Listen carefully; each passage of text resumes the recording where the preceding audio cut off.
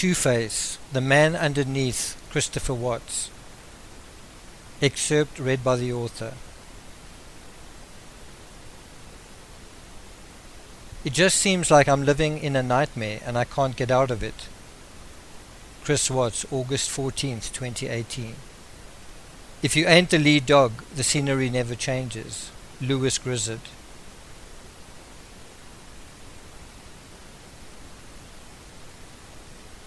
Chapter 1.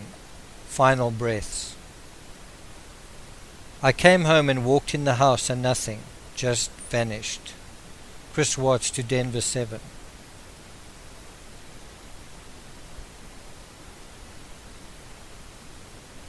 The LCD on the dashboard of the white Mitsubishi GT blinks 3 numerals in white. 1, 4, 7. Nickole Atkinson's hail-damaged vehicle, with a year left to pay off, cruises silently through a brand new neighborhood. The scattering of new homes slumbering on the outskirts of Frederick glisten under the polish of stars, wheeling over a Colorado night sky. The diamond-white beams turn into Saratoga Trail. The 2 30-something women in the cabin are silent. It's been a long night. Hours ago they were in another time, in another place, and if they'd stayed there, Shan'ann may have still had the rest of her life ahead of her.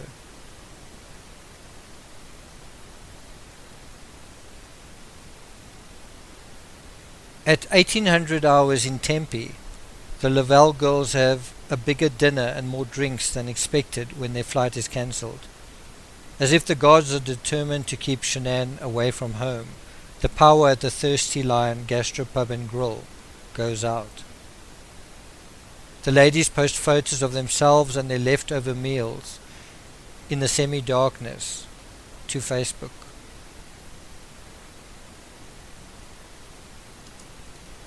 Shan'ann posts her final message to Facebook.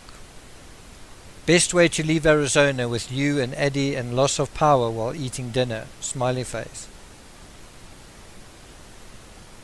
Determined to get home, the former nurse and hairstylist book and board new flights.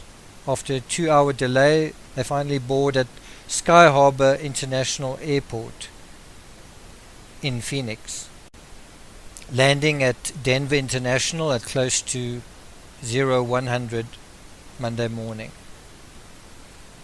After a great motivational weekend, they determined to get home and hold their babies. But it's too late for that now, at least for Shan'ann. She will never hold her children again. She will never see the sun shine on their faces ever again. She will never eat again. And this sleep, this night, will be the last on this world. Does she have any inkling, as she races towards her shipwrecked home in the darkness, of what awaits? Most people this time of night are dead to the world, but somewhere in the dark up ahead, eyes like dark wet pebbles are wide awake, exhilarated and waiting. This is the night, it's now or never. 33-year-old Chris Watts has had a long night at the end of a long weekend with the girls. With Shan'ann's imminent arrival comes a feeling of dread. 15 weeks, gender reveal party. He blinks in the dark, his plan playing out in his mind like a movie. It ripples effortlessly, but with each ripple, adrenaline energizes his muscles, like electricity charging a phone battery. This is the night, it's now or never. He feels the taste of blood and metal on his tongue. He takes a deep breath. He didn't expect to be looking forward to this moment, but now that it's here, dread is turning to anticipation, even relief. It will be over soon. It's almost over. Disembarking in the dark and then driving 31 miles north and east of Denver to get to the town of Frederick, population 8,600, and then the new and rapidly expanding neighborhoods east of Frederick. 34-year-old Shan'ann Watts doesn't know it, but this is the last time she will see any of this again. It's a one-way road for her. She does not register the oil derricks or their elbows, chugging tirelessly and mechanically at the crusts of unseen fields. She has no idea what the significance of oil or oil storage could have for her flesh and blood or her children in a matter of hours. Beside her, Atkinson mentions a book she's been reading on the plane. Girl, Wash Your Face. It's about being an imperfect mother in an imperfect world. Like the power outage, this book now could turn the fates. It could save Shan'ann's life if she can only see the message and what it means for her life and her home situation right now. But the signal is lost in the noise and Nickole's raucous laughter. As the lines of the road slip under them, the hinge of destiny continues to turn towards its imminent denouement. Over Shan'ann's shoulder, the numbers of a few homes flash by the window, like seconds ticking on a clock. Then, as the LCD hits 0148, Utoft Atkinson's fleshy arms tug at the steering, and the nose dips into the moon-grey cement driveway of number 2825. Shan'ann's door clicks open, and the two move to the trunk to unload her luggage. It's nippy outside, close to 50 degrees Fahrenheit, with a slight clawing wind.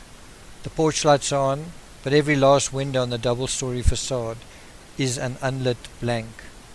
The house is dark, like a ship lying motionless on an airless, sunken seabed. The porch where Chris will stand in 2 days, smiling and shrugging, is vacant, its wooden rail like a ship's railing skirting the small deck. Hulking alongside the Watts home are similar roofs tilted upward like pyramids into the glittering sky. Their mint new lawns, newly hammered timbers, newly painted corners and veneers give the neighborhood an artificial fragrance, like the inside of a new car. Shan'ann labors with her loud neon pink bleeding into red luggage, pulling the single suitcase along a narrow cement apron, then hoisting it over 2 grey steps, and finally onto the porch outside the front door. The pregnant 34-year-old opens it, takes a breath, and steps inside. Somewhere inside, Chris is awake. His black eyes watch her enter remotely via the doorbell camera. Unknown to anyone right then, a neighbor's dashboard camera also silently records the scene. Nickole leans forward in time to see a flurry of fingers as Shan'ann waves at her from inside. Shan'ann has time to wonder, where's Dieter? The battered Mitsubishi withdraws. Its lights swing away, and as the front door clicks shut, the interior of the house is cast into darkness once more. So that was the first chapter of Two-Face, the Man Underneath Christopher Watts, the first book in the series that was published on September 10th, 2018. There was, as usual, a lot of disbelief, even anger, that a book would come out within less than a month after the murders. People were pretty unanimous that, what could anyone know within 1 or 2 weeks. And the purpose of the book was purposefully written as fast as possible, not to cash in on the hype or whatever one wants to call it, but actually to demonstrate true crime rocket science. It was actually written very quickly to as quickly as possible lay down a narrative for what we knew. And as one can see from the first chapter, there were errors. There were definitely errors in the first chapter. People that have read the book months after it was written and months after the discovery came out, have complained that the book's full of errors, etc. In hindsight, yes, but at the time it was kind of a best guess. And one might say, well, is there any point in reading the first book if there are mistakes? Well, one of the interesting things with the narrative is if you follow the narrative, you also follow how our information sort of rippled outwards. So as the information rippled outwards, the books also, the scope of the books increased and the knowledge of the books increased, and obviously there were certain elements in the narrative that no longer held. So as an example, when I wrote the first book, I thought there would be strong cadaver traces. I thought the dogs would be a big part of the narrative. I thought with 3 dead bodies you would definitely have strong cadaver odor, and that would be a strong element. So it was very surprising when that wasn't the case. Obviously the dogs did play a role, and the dogs did give law enforcement sort of an initial hint that there was likely a struggle. It wasn't confirmed, but there wasn't enough to exclude that possibility, put it that way. Now, dealing with the backstory, we're going to just look at a couple of aspects that people may not appreciate when the book was written, and I certainly didn't even appreciate when I started writing the first book. Some aspects were incredibly difficult to find out, and this is what sort of makes me angry when I watch documentaries that come out now, that come out sort of months and years after the fact, and then they make elementary mistakes when there's no reason for it, when there's released photos, there's released body cam footage and all that. I didn't have that benefit when I wrote this. So without further ado, let's sort of just go into a few elements from the book. I started with a quote from Chris Watts himself, where he says, "I came home and walked in the house and nothing, just vanished." And when I was visualizing the first chapter, which is in a situation like this where you have so little, you've got to have your intuition on full power, you've got to have your imagination on full volume, and then you've got to have all the information that you can get hold of. And you'll see in a moment just how difficult that process can become on very simple questions. So it was interesting to me when visualizing and imagining this case, bear in mind with very little information, that Chris Watts was talking about himself coming home, walking in the house, and nothing, just vanished. It seemed to me almost code language for what happened to Shan'ann. It seemed to me almost kind of a mirror for himself, almost transferring onto her what would have happened. Interestingly, it was only when I did the 1 year ago today Chris Watts series, and I recalled that Chris had actually returned home with Shan'ann from North Carolina. So he'd actually sort of gone through a run through. He knew what to expect when they arrived home late together from a flight. He knew how she would enter the house, what she would do. So that was all abundantly clear to him. And I think on that particular flight they arrived back from North Carolina at around 11 p.m. but with the kids asleep and it being late at night. But anyway, so that was a fairly recent run through. He probably didn't know it at the time. He probably didn't know that he was going to murder her when she returned the week following.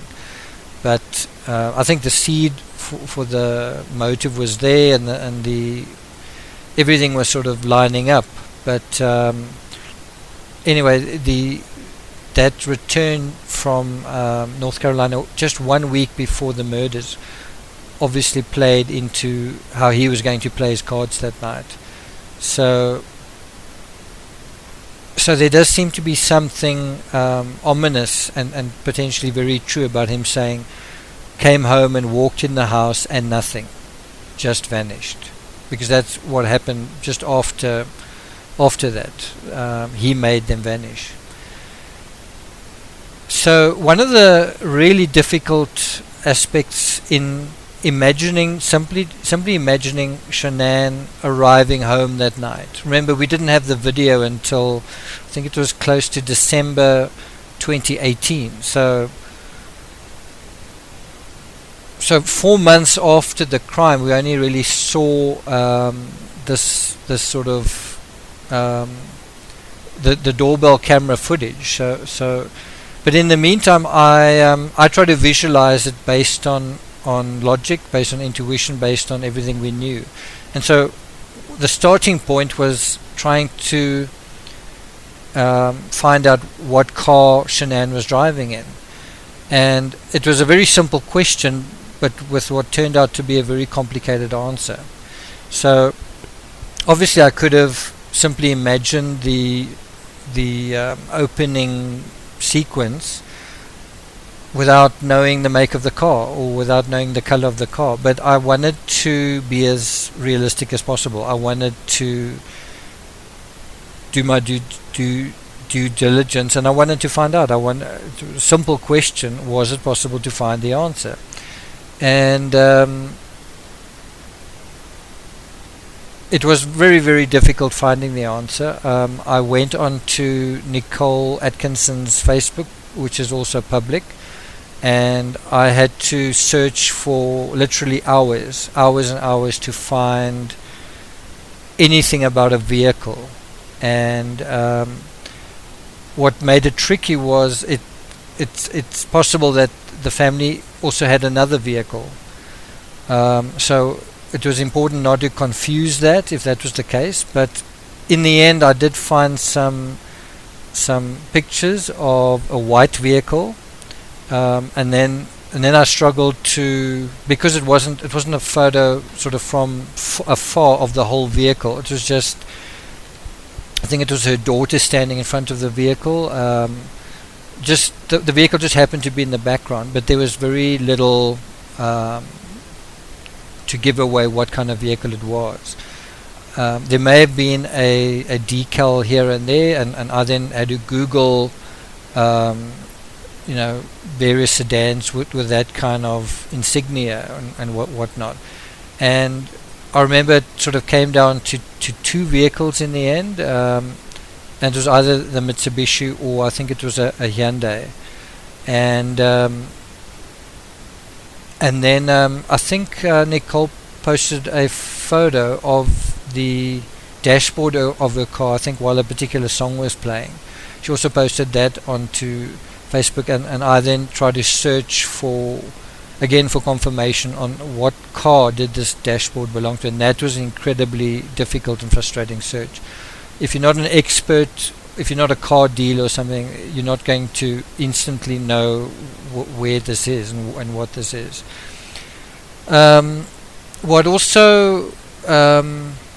What came out of this research, which was quite interesting, was in trying to find out what vehicle Shan'ann and Nickole drove home in. I came across a post which I've put up here, where Nickole on July 3rd says that her car suffered extensive hail damage. She even used the word totaled.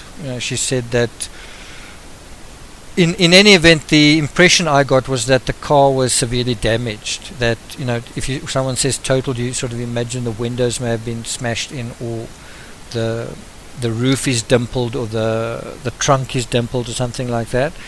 And so I kind of imagined the car being somewhat damaged, and it's possible, of course, that Nickole repaired the damage since the hailstorm, but she seemed to be having problems with insurance, and this sort of led to something else, which was Nickole had actually won her auto bonus. So that made things even more complicated. Was the question, so did she replace her car with some other car? Did she apply the auto bonus kind of thing? And that was an almost impossible question to figure out. And so I took the unusual step. I actually contacted Nickole and I asked her, and I asked her, did you get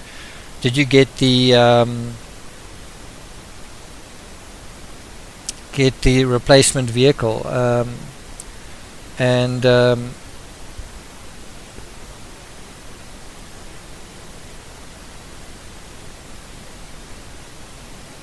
So I asked Nickole whether she got a Tesla after all, because in a video filmed in San Diego, I think a week before that hailstorm, she said that her husband wanted a Tesla. So I asked her, and she said she hadn't had time to get it because Shan'ann had been away, and I was under the impression that she needed Shan'ann to either advise her or to sort of authorize the transaction or something like that. Because Shan'ann was away, she was waiting for her to get back. From what I understand, Nickole never got the Tesla. She still has the GT. But just to be very clear, when we saw the body cam footage and we just clearly saw the vehicle parked in the driveway, when one sees that handed to you like that, it's ridiculously simple. Okay, well, that's the car she's driving. But when you in the narrator situation, and you've got to visualize it and you've got to figure it out, it can be tremendously difficult and frustrating. And so people who read the book after the discovery, I don't think knew that or appreciated that. They would just be like, well, obviously she rode a white car kind of thing. But there was a lot of work that went into just that little item of information. Another reason why I feel that it's important to know these details is because we're talking about the last moments of someone's life. And whether you like Shan'ann or not, however you feel about the case, these are the last moments of a person's life, and I think no matter who we are, where we stand, we should be sensitive about that, and I think it's the most important area to be authentic. Is what were her last moments? What did she see? What was she thinking? And only to be very sensitive in that area is one going to get close to figuring this out sooner than later. So no detail is really too small, early on. So another aspect that I received a few comments on, where people were critical or angry or whatever, was where I referred to Shan'ann as the former nurse. I just got a lot of sort of anger that this was an error and that it was very inaccurate or whatever it was. This was actually also an incredibly difficult thing to figure out. Again, I could simply have just written a businesswoman, or I could have written employed by Lavelle, but I wanted to ask a simple question and get a simple answer. I wanted to know, who was Shan'ann prior? What did she do before she started this whole Lavelle business? And so, I went onto LinkedIn, and I had to go right through all of her Facebook posts, just searching for something about her job. And I could see that she studied nursing, but and that she'd worked sort of as a secretary here and there, and that she'd also, but I wanted to sort of juxtapose in a very simple way. These weren't two MLM women sitting in the car. The one was a former nurse, and the other one a hairstylist. I just wanted to humanize them, because the whole Thrive thing does the opposite. It dehumanizes them. It sort of turns them into drones, and kind of nameless drones with no personalities. So I just wanted to touch on, who were these people, what sort of jobs did they do before all of this happened. And as I say, it was really difficult in Shan'ann's case. I did find that little label where she quit her job as a sort of a call center pediatric nurse, but I didn't want to take it that far, so I just called her the former nurse. If one had to say now, how would I rephrase that phrase? How would I rephrase that phrase? I'm not sure if I would. It may not be 100% accurate to call her a former nurse, but I think it's accurate in spirit. I think she was a sort of a caregiving person in her former job, and even in her role as a multi-level marketer, she sort of took on that sort of caring role, how to care about your own health, just all in the wellness area. So the basic thrust of it was basically accurate. Then there were other little aspects that, just to provide detail, that I wanted to add. One of them was the book Nickole was reading, called Girl Wash Your Face. I found this quite sad, personally. It's the book is marketed as "Stop Believing the Lies About Who You Are, so you can become who you were meant to be." And this is a very ironic thing, given what was going on. If anything, Chris Watts was stopping that. He was trying no longer to believe the lies about who he was, and he wanted to become who he thought he was meant to be. So if there's a dark side to that, Chris Watts epitomized it. But there's also, I think, a dark side to that, where you're reading a book about stop believing the lies about yourself, and then you throw yourself into multi-level marketing, which is all about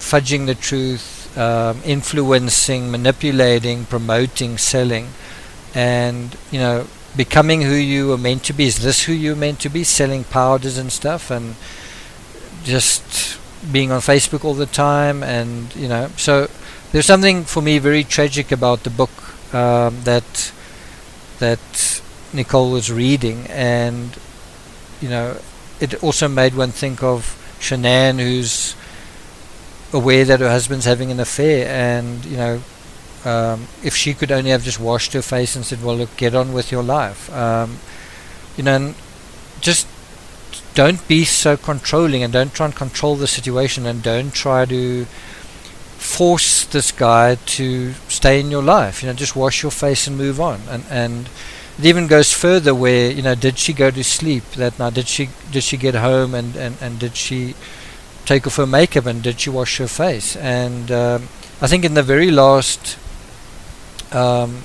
video I posted, which talks about Chris Watts explaining basically the first time to the agents. He explains how they how the girls were killed, and then she keeps asking him, what happened next. She's asking him about Shanann's murder, and it's at that point that he tells her, the very first time he tells her, that she was crying, and that there was mascara coming down her face. And I think that was true. I think that's very true. And the fact that there was mascara coming down her face means she didn't wash her face, which also probably means she didn't go to sleep. So let's move on. So in the very first book written in September, the scenario was sketched that Shan'ann was attacked immediately after she arrived home. One could say I've been dogmatic or pig-headed since then. So because I've said that no matter what evidence comes out later, I'm not going to change my mind. It's not like that at all. If evidence had come out, especially from cell phones or whatever, bear in mind that I had access to none of this. I had no access to phone calls or anything like that. So it was based on quite a lot of information that we did have, but a huge amount that we didn't. And it just made sense. I thought if I was in the situation, what would be the best way to execute this?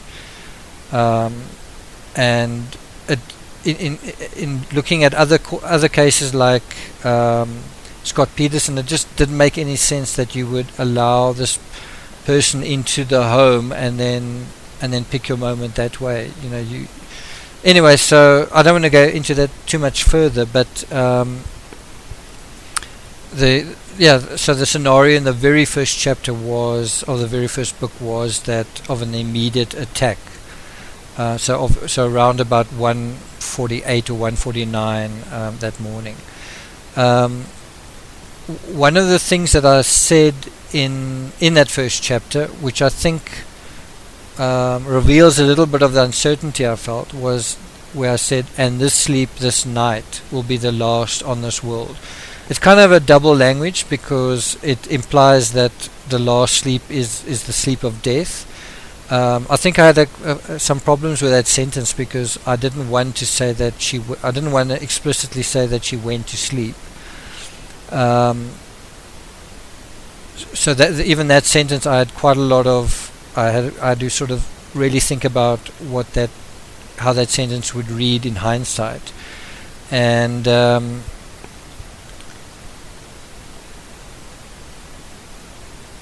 people have said that Shan'ann was killed in her sleep, and that's why she had no defensive wound. I don't believe that. I don't think she slept that night. I don't think she was ever in her bedroom. I don't think she was ever in her bed. So that's really what that particular sentence referred to. Then there's another sentence, but somewhere in the dark up ahead, eyes like dark wet pebbles are wide awake, exhilarated and waiting. That sentence sort of sketches a scenario where Watts is awake. Now, how did I know? I didn't know, but I thought if it's a premeditated murder, and I also thought that the children were probably dead at that point as well, and so I thought, all things considered, if he's about to commit murder, there's no way he's going to sleep before the time. Even if Shan'ann was going to arrive at 3, 4, 5 o'clock in the morning, there's no way he was going to sleep with a life-changing thing like this happening.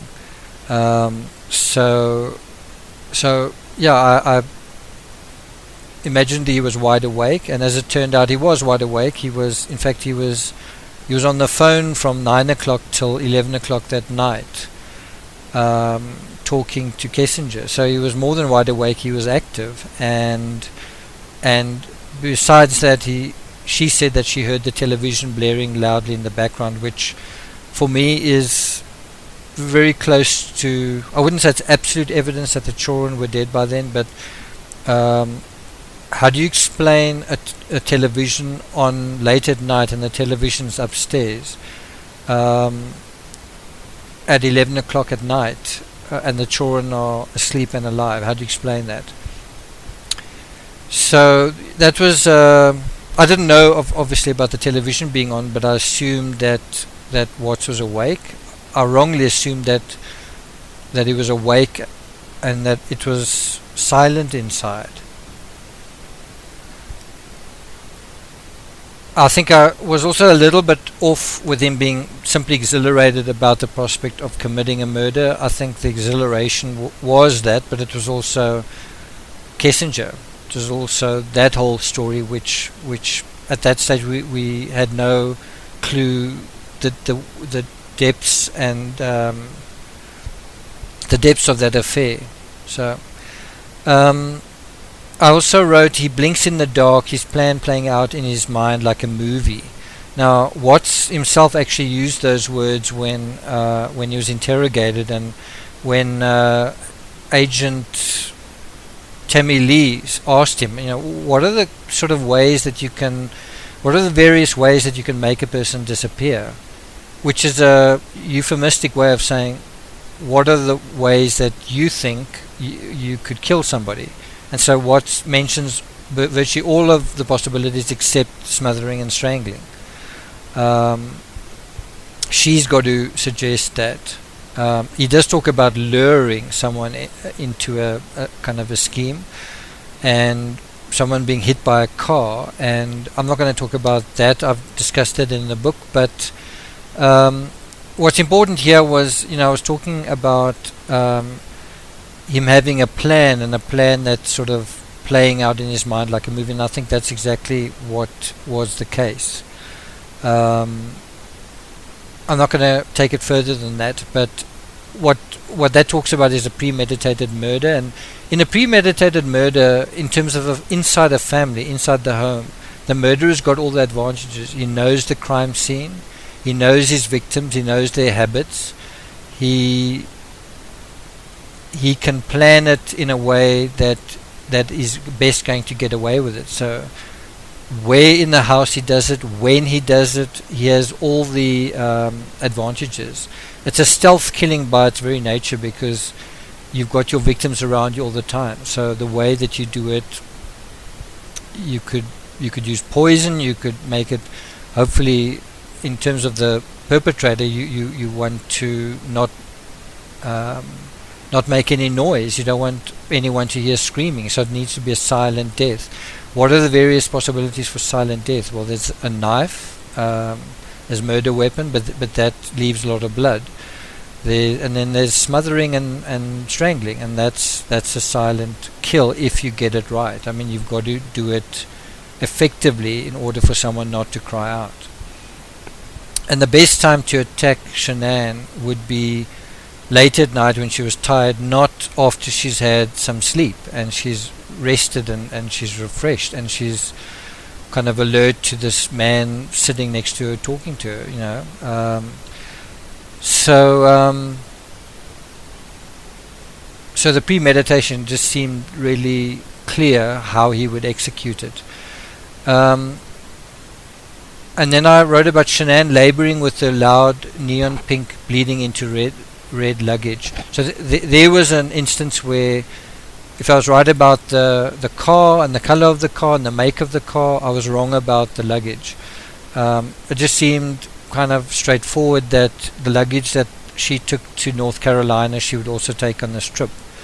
And there's photos of the luggage, and so why not? Of course, with further research, it turned out that there was another bag, and it did make sense that she would just take one bag, but that's quite difficult, is where you say, well, which bag was it? And I can't remember whether I asked Nickole Atkinson about that, but I obviously didn't get clarity on what the bag was, and ultimately we found out when we saw that not when the doorbell footage came out, when the discovery came out, we saw the pictures of the bag. Interestingly, I was very interested just to know what color was the suitcase when the discovery came out, and there was so much footage that just as the officers came into the house, they sort of moved away or turned away, and you could never get a clear view of the suitcase, and it was incredibly frustrating because that's the last sort of evidence of Shan'ann. It's sort of showing where she last was when she entered the house. In other words, the suitcase is below the stairs. Go and have a look at the suitcase. Go and have a careful look at the carpet around the suitcase. Look at the suitcase itself. How is it orientated? Is it neatly put at the bottom of the stairs? Does it look like someone just threw it down there? Are there any impressions of the carpet or of the suitcase in the carpet, etc., etc.? And there was none of that in the body cam footage. It took a really long time to get a clear view of the suitcase, even though officers were walking in and out. It was because the suitcase was slightly behind the railing that one didn't get that good view. In any event, just on a simple question like, what color was the suitcase? What suitcase did she take? That was quite difficult to figure out as well.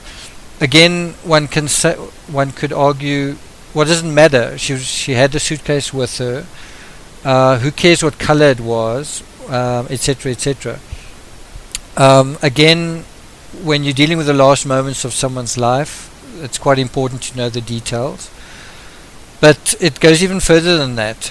If someone was sort of hiding in the dark and she had a bright suitcase, it would be easier to see in the dark compared to a black suitcase in the dark. And Shan'ann was dressed in dark clothing, jeans, a dark jumper, and a grey shirt.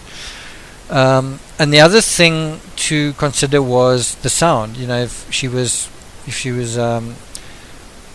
had the suitcase on like a handle and the wheels, that's how I imagined it, just because she was pregnant, that she would walk in that way, but she didn't.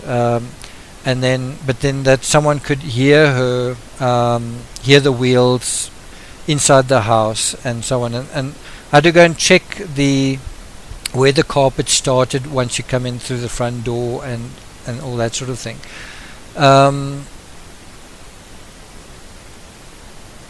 Something I didn't really consider was Shan'ann also carrying a handbag. I mean, we've seen the footage of her carrying the suitcase to the front door, but she also has a handbag hanging sort of in the crook of her left arm, and then she's holding the cell phone in her left hand. So she probably arrived from North Carolina the same way, and so you have a situation where she's got one hand on the suitcase and the other arm is sort of compromised with the handbag and phone. And you may not think about that looking at that picture, but if you the murderer, then both her arms are already sort of compromised and held down by the weight of the things she's carrying.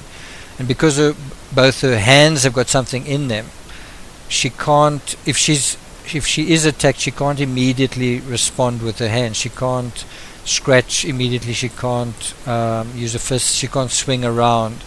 I'm talking about in that instant following an attack. And the other aspect is because of the heavy bag holding down her right hand, and the handbag to some extent holding down her left hand. Her neck is completely exposed. So for someone to come from behind and start strangling her arms are going to be kind of held downwards automatically, just for a few instants after that. Okay, so moving on.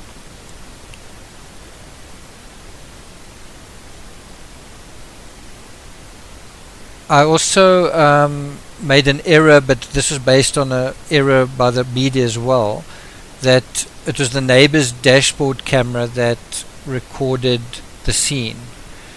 And it wasn't. It was the neighbor's motion detector camera, Natris Nastich, his camera sort of in the porch area. So it wasn't a dashboard camera, but the media did report it as a dashboard camera. And in the warrantless arrest affidavit, I think the type of surveillance camera was actually redacted, but there was some uncertainty around that. So those were some of the issues faced while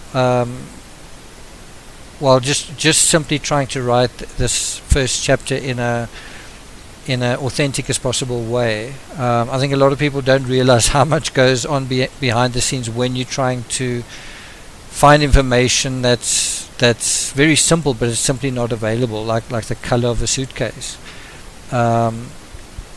And one might think it doesn't matter, but in true crime rocket science, everything matters.